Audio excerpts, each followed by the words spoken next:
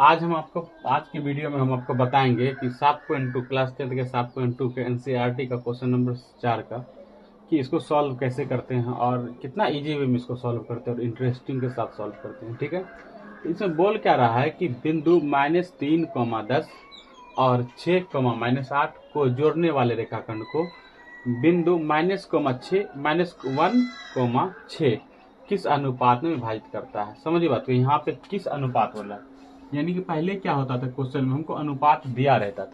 ठीक है ना। अब इसके यहाँ पे बोल रहा है कि किस अनुपात में विभाजित कर रहा है।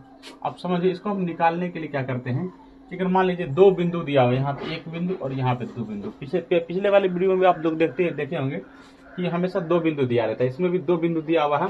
अब मान लीजिए यहाँ पे एक बिंदु हम मान लेते हैं, एक बिंदु, इसको शॉर्ट छोटा बना देते हैं। यहाँ से मान लीजिए एक, यहाँ से दो बिंदु मान लीजिए, पहला बिंदु का नाम P रख दिए और दूसरा बिंदु का नाम Q रख दिए। पहला बिंदु का नाम P और दूसरा बिंदु का नाम क्या रख दिए, Q रख दिए। ठीक है, इसके बाद क्या होगा, इसके बाद देखिए कि P का वैल्यू क्या है, -3, 10 ये है। और क्या है, Q का वैल्यू क्या है, 6, -8 डाल सकते हैं, क्योंकि बोल रहा है बिंदु -3, 10 और बिंदु 6, -8 को जोड़ने वाले रेखाखंड को बिंदु -1, 6 किस अनुपात में काटती है, यही क्वेश्चन बोल रहा है। तो मान लीजिए हम यहाँ पे देते हैं, यहाँ पे एक बिंदु डाल देते हैं और यहाँ पे है ना, और बोल रहा है कि इसको किस अनुपात में काटती है, यानी कि 1, -1, 6। आज इस बिंदु का नाम हम कर देते हैं R रख देते हैं या A रख देते हैं। क्लियर, A रख दिए। पहले क्या था कि यहाँ पे आप याद कीजिए कि इससे पहले जो हम वीडियो में बताए थे आपको क्वेश्चन, तो पिछले प्रीवियस क्वेश्चन जो दिखाए थे उसमें ये यहाँ पे जो x और y का वैल्यू निकाल देते हैं। ठीक है ना, निर्देशांक ज्यामिति का दूध देकर के। लेकिन यहाँ पे किस अनुपात में पहले से दिया हुआ है और बोल रहा है कि हमको अब किस अनुपात में विभाजित करता है। बिंदु पहले से, यानी x y का मान पहले से दिया हुआ और उसका अनुपात पूछ रहा है, यानी कि हमको अनुपात जैसे पूछा था, याद रखिए कि m अनुपात M1 और M2, इसी को हम अनुपात मानते थे, इसी में डिस्ट्रीब्यूट होता था, इसी में डिवाइड करते थे क्वेश्चन को। देखिए M1 और M2 का मान इससे पहले क्वेश्चन में दिया होगा। ठीक है, तो यहाँ पे M1 और M2 का मान हमको निकालना। यहाँ तक कोई दिक्कत? चलिए अब देखते हैं कैसे निकालते हैं। तो सबसे पहले हमको करना क्या है कि यहाँ पे जो विभाजन सूत्र होता है वो विभाजन सूत्र हम डाल देते हैं। तो विभाजन सूत्र क्या होता है, x के लिए क्या होता है, x के लिए क्या होता है। अच्छा, पहले हम x1 x2 मानते हैं, यहाँ रख पहले यहाँ पे देखिए x1 और x2 हम बताए थे, y1 और y2। x1 इसको हम मान लेते हैं और इसको x2 y1 मान लेंगे, इसको हम क्या मान लेंगे, x2, और इसको हम क्या मान लेंगे, y2। क्लियर, और इसको हम बताए x और इसको हम क्या माने, y माने। गौर से देखिए, पहला वाले को x1 मान देते हैं, दूसरा वाले को y1, पहला वाले को x2, दूसरा वाले को y2। और ये जो पहले से x y का वैल्यू दिया है, इसको हम x और इसको क्या मान लेते हैं, y मान लेते हैं। ठीक है, यहाँ तक कोई दिक्कत नहीं। और M1 x1 का वैल्यू क्या दिया हुआ, यहाँ पे लिख देते हैं -3। ऐसा इसलिए लिखते हैं ताकि हमको वैल्यू पुट करने में क्या होगा, इजी होगा। ठीक है, तो x1 का मान क्या है, -3, और x2 का वैल्यू क्या है, x2 का वैल्यू है 6। देखिए क्लियर। y1 का वैल्यू क्या है यहाँ पे, तो y1 का वैल्यू हो गया आपको, y1 10 है तो यहाँ पे क्या दे दिए, 10 दे दिए। और y2 क्या है, तो y2 देखिए -8 है तो y2 की जगह 8 दे दिए। यहाँ तक क्लियर।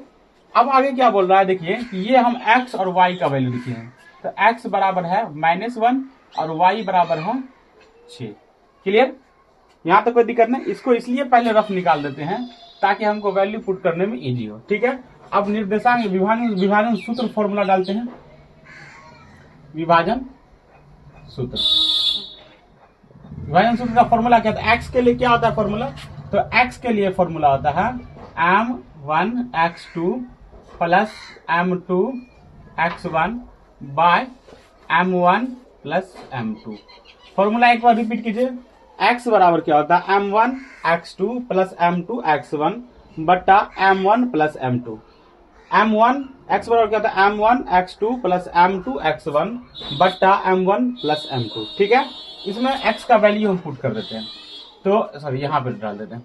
तो देखिए यहाँ पे सबसे पहले यहाँ पे x है, तो यहाँ x का वैल्यू हम क्या डालेंगे, -1। तो x जहां जहां रहेगा हम वहां पे क्या डालेंगे, -1 डालेंगे। यहाँ पे x था तो यहाँ पे हम क्या डालेंगे, -1। क्लियर। यहाँ पे बट्टा है तो यहाँ पे क्या डाल दिए, बट्टा डाल दिए। m1 का वैल्यू क्या है, m1 का वैल्यू देखिए नहीं दिया हुआ, m1 और m2 का वैल्यू नहीं दिया हुआ। तो m1 का मान लीजिए हम मान लेते हैं m1 बराबर नहीं दिया हुआ तो m1 मान लेते हैं, और m2 बराबर क्या मान लेते हैं हम, तो m2 ही मान लेते हैं। क्योंकि वैल्यू नहीं दिया हुआ है तो वही को रख देंगे यहाँ पे, ठीक है। तो m1 का वैल्यू क्या दिया है, नहीं दिया हुआ है तो m1 ही मान लेंगे, तो m1 दे दिए। x2 का वैल्यू क्या है, तो x2 देखिए यहाँ पे 6 दिया हुआ है, तो x2 के जगह पे क्या देंगे, 6 देंगे। और दो संख्याओं के बीच में जब भी किसी चीज का साइन नहीं होता है तो क्या समझते हैं, गुना का साइन। और x2 का वैल्यू क्या है, हमको 6 है तो इसके बीच में गुना का साइन दे दिए और यहाँ पे 6 दे दिए। फिर उसके बाद यहाँ देखिए प्लस है तो यहाँ पे हम क्या दे दिए, प्लस दे दिए। m2 का वैल्यू क्या है, तो m2 का वैल्यू क्या है, m2 देखिए कुछ नहीं है, m2 का वैल्यू m2 ही है, तो m2 के जगह पे क्या दे देंगे, m2। क्लियर। और x1 का वैल्यू क्या है, x1 का वैल्यू है -3, देखिए यहाँ लिख दिए हैं। x2 का वैल्यू -3। क्लियर। और m1 प्लस m2, तो m1 का वैल्यू भी नहीं मालूम है प्लस m2 का वैल्यू भी नहीं मालूम है। क्लियर, वही लिख दिए। यहाँ तक कोई दिक्कत। अब देखिए यहाँ पे क्या है कि क्रॉस मल्टीप्लिकेशन करना पड़ता है। जब इक्वल इक्वल में रहता है तो यहाँ पे क्या करना पड़ेगा, क्रॉस मल्टीप्लिकेशन का प्रक्रिया करना पड़ेगा। और आपको मालूम होगा, आप 8, 9, 10th में 8, 9 में पढ़े होंगे कि क्रॉस मल्टीप्लिकेशन का मतलब उल्टा उल्टी गुना करना पड़ता है। कैसा, इसको नीचे वाले से और इसको ऊपर वाले से। क्लियर।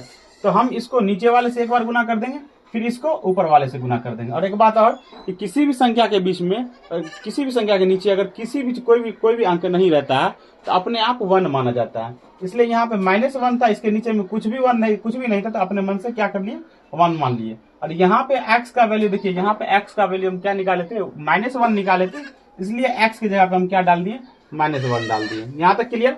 अब इसको हम इससे मल्टीप्लाई करते हैं, यानी कि गुना करते हैं, तो m1 को -1 से गुना करेंगे तो क्या होगा, यहाँ पे -m1 होगा। ठीक है। फिर यहाँ प्लस और माइनस को गुना करेंगे। हम बताए हैं कि प्लस को अगर गुना करते हैं माइनस से तो साइन किस चीज का होता है, माइनस का होता है। तो यहाँ पे हम क्या दे देंगे, माइनस, प्लस और माइनस क्या होगा, माइनस, और m2 को -1 से गुना करेंगे तो m2। क्लियर। अगर आपको गुना नहीं आता है तो यहाँ समझा देते थे कि m1 और प्लस m2 को हम गुना कर रहे हैं -1 से। क्लियर। यहाँ पे देखिए, और यहाँ पे देखिए कि देखिए दो अंक का गुना करते हैं ना, पहले इसको एक बार इससे करते हैं, फिर इसको एक बार इससे करते हैं। m2 को अगर m2 को 1 से गुना किए तो m2 होगा, क्योंकि 2 को अगर 1 से गुना करते हैं 2, 3 को 1 से गुना करेंगे 3, 4 को 1 से गुना करेंगे 4, 5 को 1 से गुना करेंगे 5, तो m2 को 1 से गुना करेंगे तो m2, यानी कि संख्या, किसी भी संख्या को 1 से गुना करने पे खुद वही संख्या आ जाता है। m2 को अगर हम 1 से गुना कर रहे हैं तो क्या आ जाएगा, m2 ही आ जाएगा। देखिए यहाँ पे प्लस है और यहाँ पे क्या है, माइनस है, तो प्लस गुना माइनस, अभी जस्ट होता है प्लस गुना माइनस इक्वल टू क्या आता है, माइनस। और m1 को फिर 1 से गुना करेंगे तो m1 ही होगा। और यहाँ पे देखिए किसी भी चीज का चिन्ह नहीं होता है जब किसी संख्या में, तो प्लस का चिन्ह समझा जाता है, और प्लस इंटू क्या होता है, माइनस, तो ये क्या होगा, माइनस हो जाएगा। क्लियर। इसलिए यहाँ पे m1 और -m2 कर दिए। यहाँ पे देखिए बराबर था तो हम यहाँ पे क्या दे दिए, बराबर। देखो देखिए यहाँ बराबर था, और देखिए इसको हम इससे गुना कर दिए तो इसको भी तो हम इससे गुना करेंगे ना। अगर इसको इससे गुना करेंगे तो वैसे रह जाएगा। और यहाँ पे क्या होगा, 6 को m1 से गुना करेंगे तो क्या होगा, 6m1। क्लियर। प्लस और माइनस क्या होगा, माइनस, 3m2 अगर 3 को m से गुना करेंगे। क्लियर। यहाँ तक कोई दिक्कत है तो बोलिए। क्या कि किसी भी संख्या को 1 से गुना करेंगे तो वही उतर जाएगा, और वही उतर गया यहाँ पे। यहाँ पे देखिए यहाँ प्लस है और यहीं पे लो बच्चा कंफ्यूज आएगा, यहाँ पे माइनस कैसे होगा। देखिए यहाँ प्लस है और यहाँ माइनस है, प्लस और माइनस को गुना किए इसलिए यहाँ पे क्या हुआ, माइनस हुआ है। समझ गया बात को, इसलिए यहाँ पे क्या हुआ, माइनस हुआ। इसके बाद क्या होगा, देखिए यहाँ माइनस m, देखिए इसमें कौन किसका दोस्त है, देखिए ये भी m1 वाला है, ये भी m1 वाला है, और ये m2 वाला है, ये m2 वाला है। अब देखिए एक बॉर्डर के उस साइड है और एक बॉर्डर के इस साइड है। अब बॉर्डर के उस साइड जो मतलब अगर m2 बॉर्डर के उस साइड जाना चाहेगा तो इसका पैसा कुछ ना कुछ खर्चा होगा। तो ये क्या होगा, इसका उसमें क्या होता है कि इसका नियम होता है, अगर बॉर्डर के कोई उस साइड जाता है तो माइनस में रहेगा तो क्या हो जाएगा, प्लस में हो जाएगा, और प्लस में रहेगा तो माइनस में हो जाएगा, गुना में रहेगा तो भागा में हो जाएगा, और भागा में रहेगा तो गुना में हो जाएगा। ठीक है। अब देखिए आप किसको ले जाना चाहते हैं। देखिए हम यहाँ क्या करते हैं कि m2 को उधर ले जाते हैं और 6m1 को इधर ले आते हैं। तो पहले हम देखिए 6m1 को इधर लाएंगे तो जो जैसे वैसे उतार देंगे, देखिए M1 नहीं जा रहा था, M1 को M1 की जगह पे उतार देते हैं। क्लियर। यहाँ देखिए 6M प्लस में है 6M1, इधर आ जाएगा तो -6M1 हो जाएगा। क्लियर। यहाँ पे बराबर है तो बराबर दे दिए। उसके बाद क्या है कि देखिए यहाँ -3M2 है, -3M2 है। देखिए ये इधर माइनस में है, इधर आएगा तो क्या होगा प्लस में हो जाएगा, क्योंकि हम बताए थे कि बराबर के उस साइड जाने से क्या होता है साइन चेंज हो जाता है। तो इसका क्या होगा माइनस है तो ये क्या हो जाएगा यहाँ प्लस में हो जाएगा, और M2 है तो M2 हो जाएगा। क्लियर यहाँ तक। उसके बाद क्या होगा देखिए यहाँ -6 और -M, यानी कि माइनस और जोड़, माइनस को अगर माइनस से जोड़ते हैं, माइनस से जोड़ते हैं तो चिन्ह किसका होता है माइनस का होता है, लेकिन जुड़ता है, क्या होता है जुड़ता है, क्या होता है। तो यहाँ पे क्या होगा 6 और यहाँ पे 1 छुपा है तो 6 1 7, और M1 है तो M1, और दोनों माइनस का चिन्ह है तो माइनस। क्लियर। यहाँ पे देखिए यहाँ पे माइनस और प्लस, देखिए माइनस प्लस क्या होता है घटता, हम बता चुके हैं। माइनस और प्लस को करते हैं जोड़ते हैं तो क्या करे घटेगा, लेकिन चिन्ह किसका होगा बड़ा संख्या का होगा।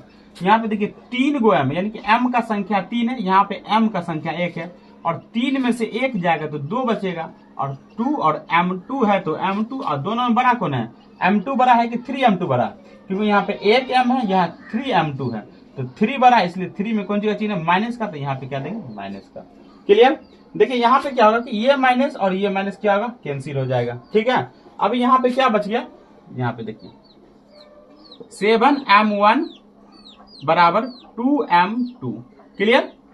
अब देखिए यहाँ देखिए M1, इसको इधर लाते हैं, इसको उधर लाते हैं, देखिए M1 है, ठीक है। अब देखिए यहाँ पे देखिए 2 और M के बीच में कौन सा चिन्ह है गुना का चिन्ह है। देखिए दो संख्या के बीच में से 2 और M, इसके बीच में अगर कुछ का चिन्ह है तो क्या है गुना का चिन्ह है, इसको हम ऐसे भी लिख सकते हैं 2M। ठीक है, इसलिए इसके बीच में किसका चिन्ह गुना का चिन्ह है। अगर M2 को हम इधर ले आएंगे तो गुना का उल्टा क्या होता है भागा, M2 को बराबर के इस साइड है और इस साइड ले आएंगे तो क्या होगा भागा हो जाएगा, तो M2 भागा में आएगा। अब देखिए यहाँ पे बराबर 2 था, ठीक है।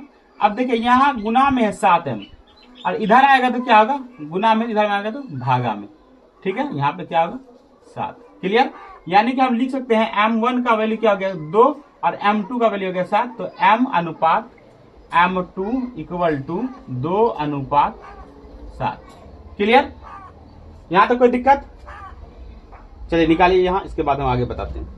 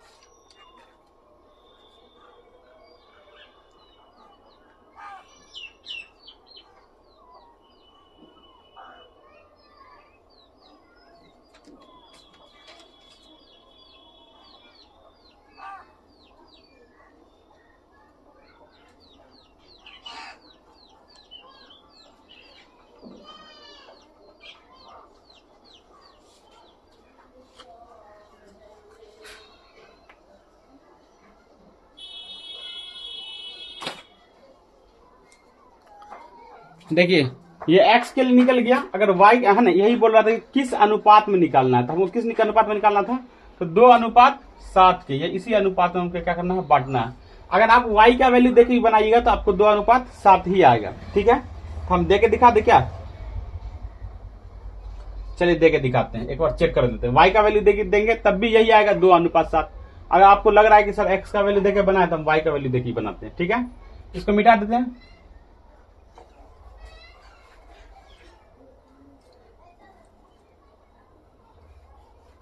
यहां पे जहां जहां इसको मिटा देते हैं। अगर y के लिए देते हैं, देखिए यहां पे क्या होगा, y के लिए देते हैं M1 Y2 और प्लस M2 Y1, और बट्टा क्या होगा M1 प्लस M2, यही ना होगा। M1 का वैल्यू क्या दिया हुआ, देखिए तो M1 का वैल्यू तो कुछ भी नहीं दिया हुआ, मान लीजिए M1 का वैल्यू कुछ भी नहीं दिया हुआ। और Y2 का वैल्यू देखिए कितना दिया हुआ है -8, तो Y2 की जगह क्या देंगे -8। प्लस है प्लस m2 का वैल्यू क्या दिया, कुछ भी नहीं दिया हुआ m2, और y1 का वैल्यू क्या दिया हुआ, y1 का वैल्यू है 10, तो यहाँ पे क्या देंगे इंटू में 10, क्लियर, प्लस 10 है मैंने 10 है प्लस 10, क्लियर। यहाँ पे m1 और प्लस m2, क्लियर। यहाँ तक दूरी निकालने के लिए बोल रहा है, इसको पहले उतारिए उसके बाद हम आगे बताते हैं।